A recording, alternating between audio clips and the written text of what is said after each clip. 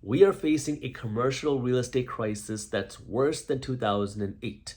At least that's according to Morgan Stanley, who just did an interview with Fortune saying their concerns about the commercial real estate market. Let me read you the title from this Fortune article. It says, Morgan Stanley analysts are forecasting something worse than the great financial crisis for commercial real estate. Now, if you want to read this article, I'll also link it for you down in the description. But the reason why they're saying that our commercial real estate market is facing such big headwinds right now is because of two reasons. Number one is because of rising interest rates, and number two is because of this new work from home lifestyle. The reason why rising interest rates are so impactful for commercial real estate is because, well, the way commercial real estate lending works. When you go out to buy a home, you can go out and get a 15 or 30-year fixed rate mortgage, which means it doesn't matter if interest rates go up after you get a loan because you have a fixed rate mortgage. It doesn't affect you. But in many commercial real estate deals, now you can't get a 30-year fixed rate mortgage. Instead, you might be able to get something like a 5-year term, which then readjusts every 5 years, maybe every 10 years, but that's where most commercial real estate mortgages are. You get a 5-year or a 10-year term, and then the interest rate will readjust. And what Morgan Stanley had to say about that was, quote, more than 50% of the $2.9 trillion in commercial mortgages will need to be renegotiated in the next 24 months when new lending rates are likely to be up by 350 to 450 basis points. What that means is that right now, we have about $3 trillion worth of commercial loans that are outstanding. Now, about half of those loans, about $1.5 trillion worth of commercial real estate loans, are going to readjust in the next 2 years. And when they readjust, the landlords, the owners of these properties, are going to have to go back to their bank and say, okay, so my loan is coming due. I need to readjust this loan. And that's when the banker will say, sure, but interest rates are much higher now than when you originally got this loan or when your last readjustment was. So now interest rates are going to go up by 3.5% to 4.5%, the interest rate that you have to pay, which means if you go from, say, a 3.5% loan to a 7.5% loan, your payments on these millions of dollars that you borrowed are going to shoot up. And now, if you're not generating enough revenue from your property to justify these much higher interest rates, now you're going to be in a very tight situation. That could either force you to A, significantly raise your rental prices, whether it's for apartment complexes, whether it's for office units, whether it's for retail units, whether it's for your storage units, or it could be a reason for you to now hand over the keys if you cannot continue to make the payments. This then ties us in to the second concern for the commercial real estate market that Morgan Stanley was talking about, which is this new work from home lifestyle. And when I say new, I mean new in the last few years, because before the 2020 pandemic, this work from home lifestyle didn't exist. And a new report came out just recently in the last 24 hours by Pew Research Center, which said that the amount of employees that are now working hybrid are 41%, which is higher than where we were in the beginning part of 2022, which was 35%. So you have a big chunk of America that has this hybrid work from home lifestyle and a big chunk of America that is completely remote, meaning they don't have to go into the office at all. What this has done is it's made a lot of office spaces vacant. Like right here, right now, I'm in Manhattan, and there's a lot of places that are vacant. Now you're starting to see some of these offices get bought for conversion purposes, meaning people are buying these office buildings to convert them into residential apartments to build more housing. But you're not going to be able to see every office do that. And you're seeing that now companies who have employees, they want to have more particular types of offices. There was a new report that came out in the last week as well, showing that how companies are looking for just nicer offices because now you have to attract the employee to want to come into the office. And because employees are not there every single day, you can have less space, but it needs to be a more fun and attractive workplace for the employees. So you're seeing a big shift in the office environment, which means more and more reasons that you're going to see some offices that are hurting.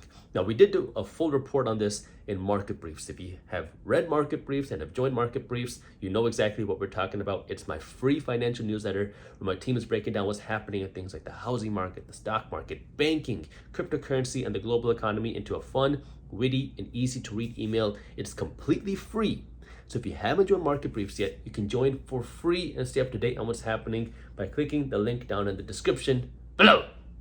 Now, this puts a lot of pressure now on landlords and the Federal Reserve Bank on what to do. Because on one hand, the Federal Reserve Bank is saying that when they go to raise interest rates to bring inflation down, they're not just going to look at what the inflation numbers are today and what the economic numbers are today. That's what they used to say. Now the Federal Reserve Bank is saying that they're going to look at where the inflation numbers are today, where the economic numbers are today, and then they're going to forecast where they think that these numbers are going. And if they think that inflation is coming down and the economy is potentially slowing, then they might pump the brakes on raising interest rates.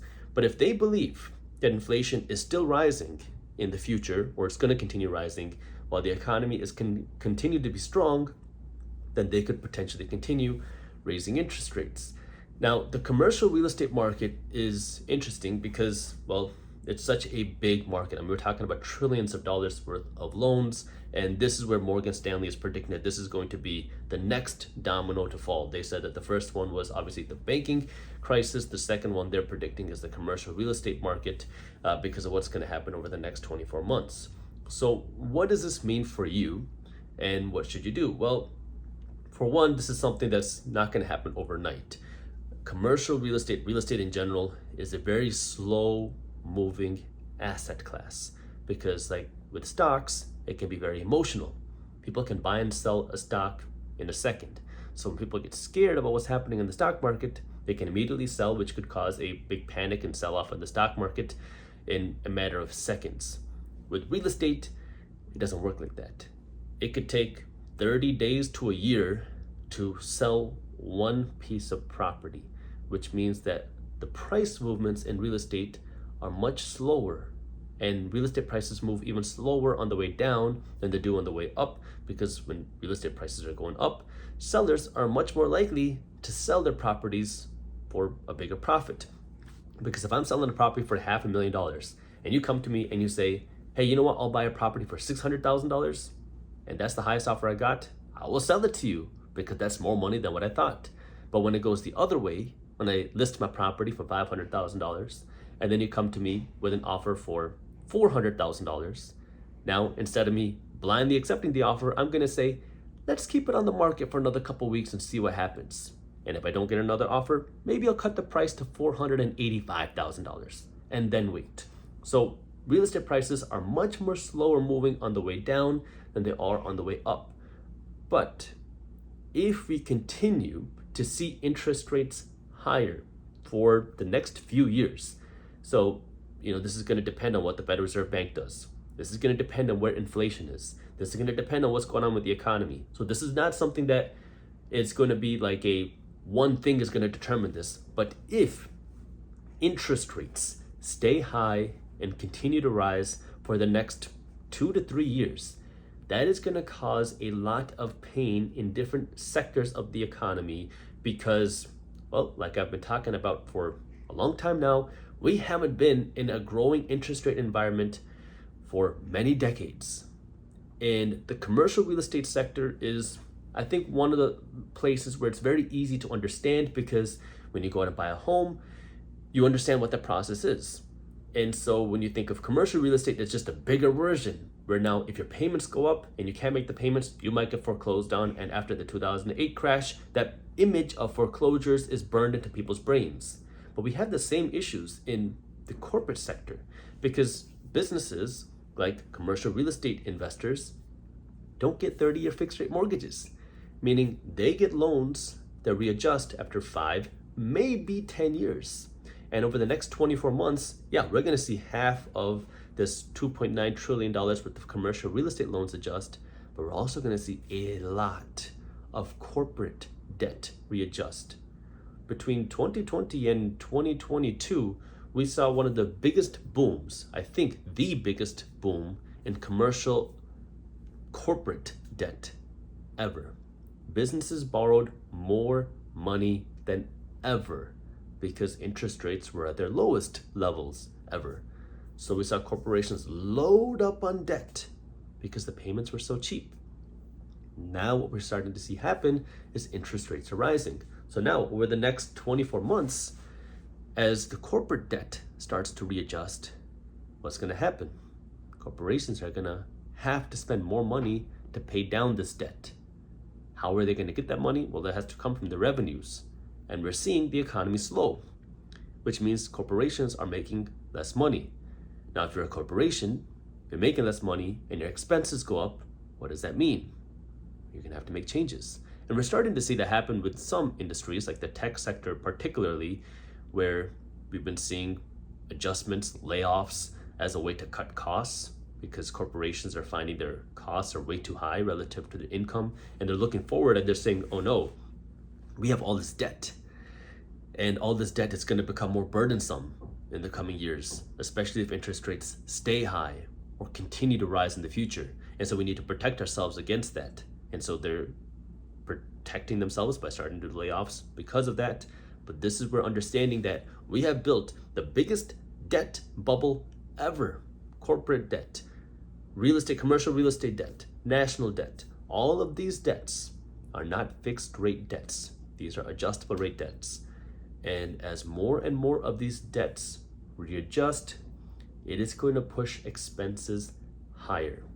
And when the expenses go higher, it's no big deal if you can make the higher expenses. But if you don't have the ability to make the higher payments, that's when the debt becomes a problem. This is why, again, you want to keep your eye on the economy and inflation, because these two things are going to determine what the Federal Reserve Bank does with interest rates. And these higher interest rates are going to affect what happens to all of this debt.